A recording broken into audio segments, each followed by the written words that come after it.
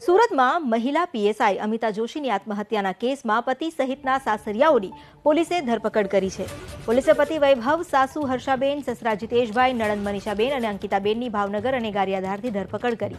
મહિલા પીએસઆઈ અમિતા જોશીએ 5 ડિસેમ્બરના પતિ સહિતના સાસરિયાના ત્રાસથી કંટાળીને સર્વિસ રિવોલ્વરમાંથી ફાયરિંગ કરી આત્મહત્યા કરી લીધી હતી.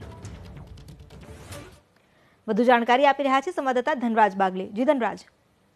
બિલકુલ, મહિલા પીએસઆઈ અમિતા જોશીના પરિવારજનોએ ફરિયાદ નોંધાવી હતી. પતિ સહિત સાસરિયાઓ માનસિક ત્રાસ આપી રહ્યા હતા. ઉપરાંત પોતાના જ પુત્રને પોતાની વિરુદ્ધમાં કરીને તેમને વિરુદ્ધ નિવેદન પણ કરવા માટે દબાણ કરતા હતા.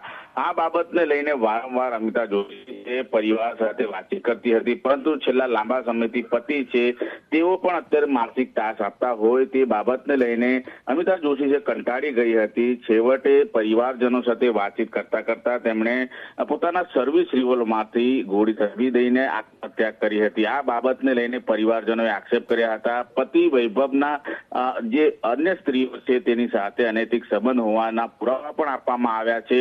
છેલ્લા લાંબા સમયથી આ જે આરોપીઓ છે તેમની શોધખોળ હાથ ધરવામાં આવી હતી.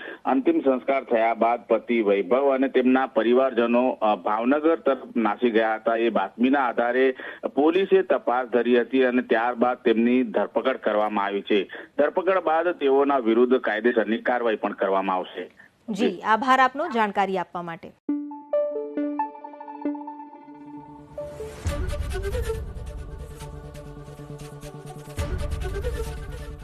એબીપી અસ્મિતા, ગુજરાતની અસ્મિતા.